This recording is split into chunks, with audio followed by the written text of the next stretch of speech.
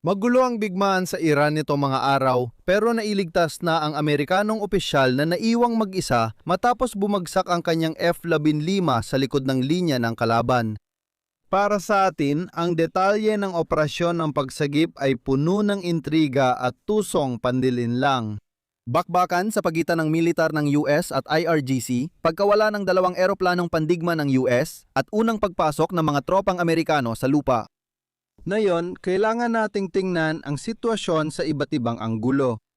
Siyempre, ang mga detalye na alam natin hanggang ngayon tungkol sa rescue operation ang magiging unang prioridad natin dahil marami ang nangyari doon at talagang nakaka-interest ito. Pagkatapos, tatalakayin natin ang ibang usapin, kabilang ang pagrepaso sa kaligtasan ng mga flight ng US sa Iran. Ilan sa mas esoterikong estratehiya ng Estados Unidos at Iran, lalo na kung mangyari ulit ito at kung gaano kapraktikal ang mga misyong nangangailangan ng aktwal na tropa sa lupa. Pero magsimula tayo sa operasyon ng pagsagip. Nagsimula ang kwento noong Abril 3 nang bumagsak ang isang F-15 sa Iran malapit sa hilaga ng Gulpo. Iniulat na pinabagsak ng Iranian interceptor. Pag-uusapan pa natin yan mamaya. Agad na nailigtas ang piloto na makikita rito ang kanyang ejector seat. Hindi malinaw ang dahilan ng mabilis na pagligtas, pero malamang napunta siya sa ligtas na lugar at agad natagpuan bago siya mahanap ng puwersa ng Iran. Nag-eject din ang opisyal ng sistema ng armas pero nawawala pa rin, kaya nagdulot ng 2 araw na tensyon. Ipapaliwanag ko kung ano ang ipinapakita ng mga unang ulat, ngunit tandaan na maaring magbago ang ilang detalye kapag may bagong balita. Dagdag pa, pinabulaanan ng Iran ang lahat ng ito at tinawag na kapalpakan ang rescue operation. Maraming sinasabi ang Iran na hindi mapatunayan ng independenteng media. Dahil sa paglaganap ng disinformation bot sa social media, sisikapin naming huwag pansinin ang mga claim na iyon dito.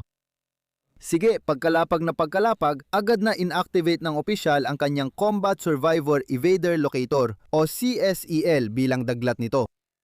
Nagsisisilbi itong beacon para matulungan ng US Search and Rescue na mahanap ang mga bumagsak na tauhan. Bago na-develop ang itim na kahon na yon, ang mga naunang beacon ay may problemang pangkalahatang broadcast signal, kaya pwedeng gamitin ng kalaban para mauna sa lokasyon at magkaroon ng home field advantage.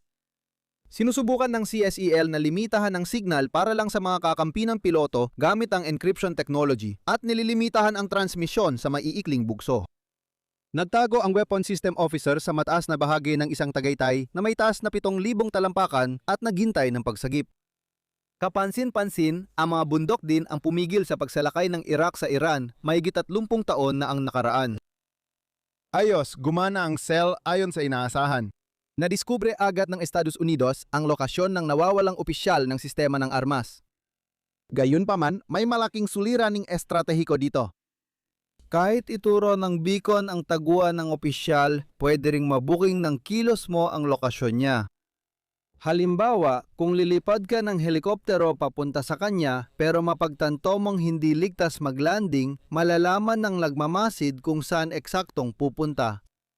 Ngayon, kailangan mong labanan ang mas maraming tauhan maliban kung unang mahuli ng kalaban ng opisyal. Kaya ang tila nakikita natin mula Biyernes hanggang Sabado ay kombinasyon ng totoong air cover para sa bumagsak na opisyal at mga diversionary search para iligaw ang Iran sa totoong nangyayari. Kasama rito ang paglunsad ng CIA ng kampanyang pang-impormasyon sa Iran para lituhin ang kalaban tungkol sa sitwasyon. May panilin lang ng opisyal ay aalis sakay ng ground convoy para mapaniwala ang Iran na maling bagay ang dapat nitong hanapin. Sa isang banda, magiging kakaiba talaga kung susubukan yon. Pag-uusapan pa natin yan kapag tinalakay na natin ang tungkol sa mga sundalong nasa lupa. Sa anumang kaso, nagpatuloy ang pagkaantala sa pagsagip hanggang sa sapat na mapaurong o mapuksa ang mga puwersang Iranian kung saan muling nangguna ang mga A-10 Warthog dito. Ang IRGC ay kabilang sa mga puwersang tila nakasagupa ng Estados Unidos. Pagkatapos, bandang madaling araw ng Linggo, sumugod na ang SEAL Team 6 ng Navy. Mas kaunti ang detalye rito, pero gumamit ang mga komando ng helikopter at eroplano para marating ang lugar, lumapag, at magbigay ng putok para ilayo ang mga puwersa ng Iran, kunin ang weapon system officer at umalis. Isa sa nakakaintrigang bahagi ng misyon ay ang kabiguang lumipad ng dalawang eroplanong C-130 nang subukang umalis sa Iran. Ipinapahiwatig nitong nagtayo ang Estados Unidos ng de facto na paliparan sa Iran para sa operasyon. Tatlong karagdagang eroplano pa ang kinailangan pumasok bilang backup na nagresulta sa pagpapasabog ng mga na-stranded na C-130 upang hindi basta-basta maiwan at mapasakamay ng Iran. Walang Amerikanong nasawi o nasugatan sa operasyon. Iyon na ang halos lahat tungkol sa pagsagip. Iwan ko dito ang Truth Social post ni Trump tungkol sa operasyon para sa inyo na may libreng oras at nakakagulat na di pa rin mapapasalamatan sa atensyon sa usaping ito. Ngayon natapos na ang kwento, makakabasa kayo ng iba't ibang matitinding opinyon tungkol sa ibig sabihin nito sa digmaan. Kung papayagan niyo ako magsalita, gusto kong sabihin na hindi laging nasa sukdulan ang katotohanan.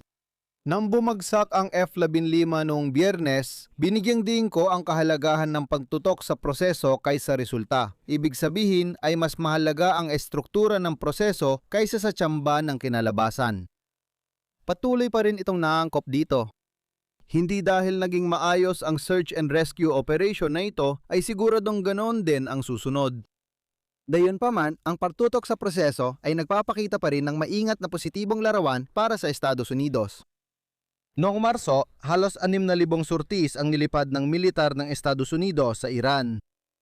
Wala pang mas bagong datos, ngunit isang konserbatibong pantataya ay maaaring umabot na ito sa humigit kumulang 10,000 sa kasalukuyan. Tatlong insidente ng kalaban na nakapagpabagsak ng eroplano sa panahong yon ay katumbas ng 0.03% na rate ng kabiguan. Napakaganda niyan.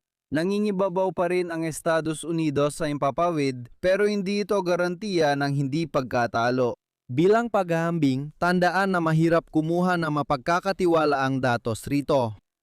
Ang rate ng kabiguan ng Russia noong unang buwan ng pananakop sa Ukraine ay nasa pagitan ng 0.5% hanggang 1.5%.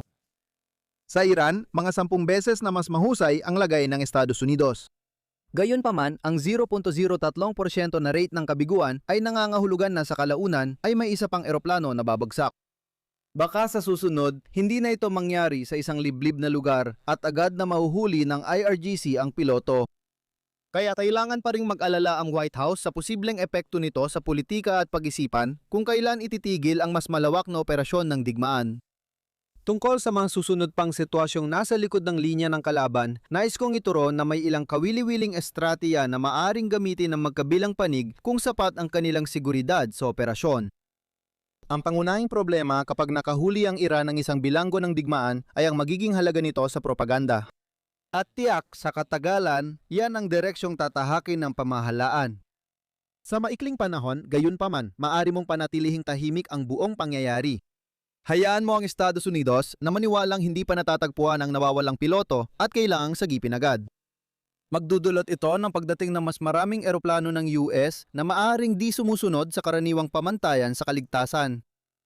Kapag nangyari yon, maaaring magsimula ang Iran ng domino effect kung saan ang pagbagsak ng isang eroplano ay susundan ng iba pa. May mga haka-hakang nangyayari na ito bago nailigtas ang opisyal nung linggo ng madaling araw, ngunit malinaw na mali ang mga ito sa pagbalik-tanaw. Ipinapalagay din ito na may epektibong kakayahan ng Iran sa anti-aircraft na kung pagbabasehan ng 0.0, 3% na tagumpay mula sa pananaw ng Iran ay nadudulot ng pagdududa. May isa pang opsyon na kabaligtaran naman. Ipalagay nating palihim na nabawi ng US ang opisyal. Dahil mabilis kumalat ang impormasyon sa White House, mahirap itong mangyari sa aktual, pero pag-isipan natin ang ideyang ito. Mapipilit ang lumantad ang mga puwersa ng Iran habang sinusubukan nilang maunang mahanap ang pilotong hindi na matagpuan.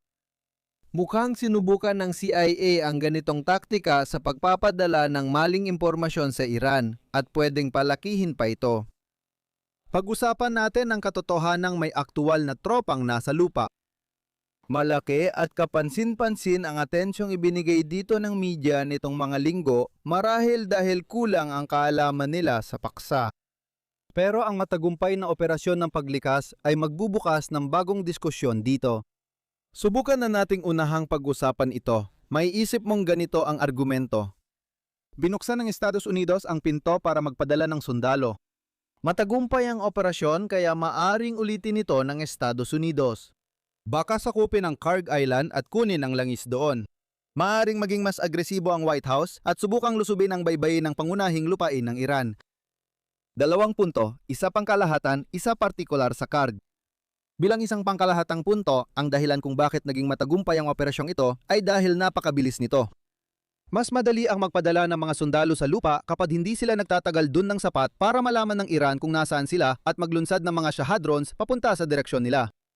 Ano nagsasabing magbubukas ito ng pinto para sa paglusob sa lupa sa labas ng Tehran ay walang alam sa heograpiya ng bansa, lohistika at mismong taktikal na sitwasyon nito. Mukhang alam ng Pentagon ito dahil basic lang, kaya kakaunti pa rin ang ground forces na ipinapadala sa reyon. Ito rin ang isang bagay sa militar na iniiwasan ni Trump, kaya magiging malaking pagbabago sa pulisya kung mangyari ito. Pagdating naman sa Kharg, walang practical na paraan para makuha ang langis. Dumaan ang langis sa mga pipeline na madaling mapatigil ng Iran. Huwag na nating isipin na wala namang paraan para makarating ang isang tanker doon para kargahan ng langis. Huwag na nating isipin na magiging madaling target lang ang mga puwersa ng US para sa mga Shahad. Huwag na nating isipin na wala namang kailangan gawin sa lahat ng yan. Paalala lang, kung may tropang US sa Kharg Island, madali nilang masira ang oil infrastructure doon na magdudulot ng malaking problema sa gobyerno ng Iran. Pero wala namang dahilan para manatili sila doon. Pwede nilang sirain at umalis. Kaya nananatili itong banta na dapat tandaan kahit may malaking kapalit na siguradong magdudulot na naman ng pagsipa ng presyo ng langis. Ano ang mga natutunan natin na yon? Patuloy na pinakamahusay sa mundo ang US Special Forces. Magpapatuloy ang air campaign sa parehong pag-iingat dahil hindi dapat umasa sa rescue ng Special Forces. Pwedeng gumamit ng malikhaing estratehiya ang magkabilang panig kung may piloto na mag-eject sa likod ng linya ng kalaban. Hindi ito patunay na magiging ayos ang boots on the ground na Jack ipipilit ng iba. Nakakatawa, maraming pwedeng sabihin ang mga leader pero hindi ibig sabihin ay totoo na agad. Kung gusto mo ng 50 minutong talakayan kung bakit di dapat pakinggan ng mga leader, ito na yon. Aba, kahapon sa Lines on Maps Extra, may video silang swak sa'yo. Mas interesante rito, tinalakay ko rin kung kailan maasahan ang mga leader sa paghatid ng impormasyon. Oo, masaya ang mga ganong sorpresa. Kung nagustuhan mo ang video, like, share at subscribe. Kita-kits sa susunod. Ingat ka!